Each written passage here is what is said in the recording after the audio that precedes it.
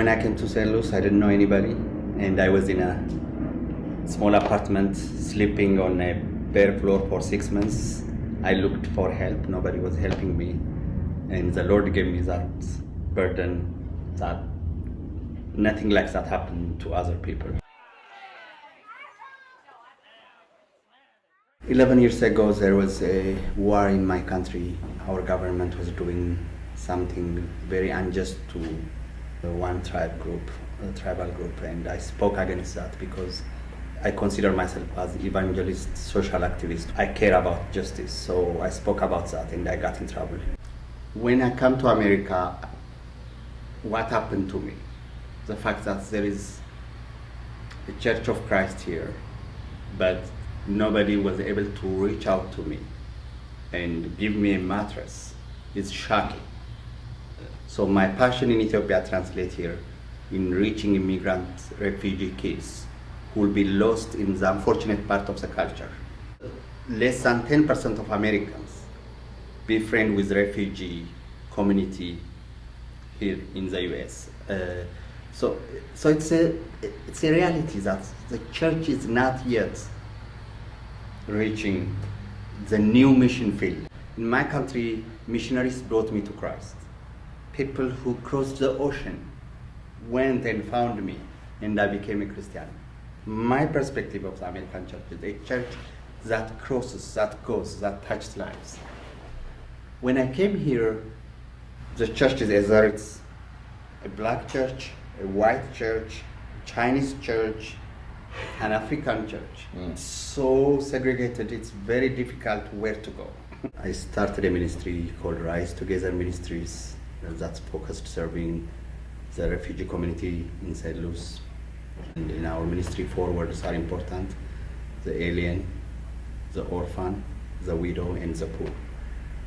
The alien, that's biblical, that means the refugee, the immigrant. 70% of the families, single parent, mostly mothers because their fathers are killed in one way or the other. The orphan, we have 3 families whose parents are killed in Liberia and they came with their grandparents. And the poor, all of the families who come have experienced absolute poverty. Finding a food, finding a clothes is a big deal. We want to help in a very tangible way. A person comes and they are put in an apartment, they don't have anything, so we provide furniture. The kids need to learn English, so we provide after school program, put them in school, finding a job for them, and helping them to become part of the society, but at the same time reaching them for Christ. They don't speak English, they don't know the culture, so there are families definitely who know about Christ only through us. We just started a small community church. Every Sunday morning we have people from 7-8 nations worshiping together. It's really approaching poverty in a real way. It's not only writing a check, going and taking furniture. Alleviating poverty means it's being there. People will open up when you connect with them. When you connect with them in a tangible way, and when you address their need. We have that opportunity. Sometimes people wonder, why do you do that? What can we do? What can we pay?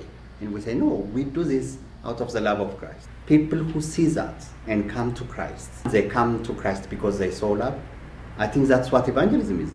We have 28 volunteers in various programs. We don't have any paid staff, including myself. All the money goes directly to the families, to the ministry, to the work. Our ministry is funded people who know us, churches who know us, so we raise up just like anybody else. Our after-school program, our youth program, GED, ESL, a lot of office work. We can use a lot of volunteers through the churches, local churches. And our after-school program needs a lot of assistance. And for our furniture ministry, those are really the most important ministries we have right now.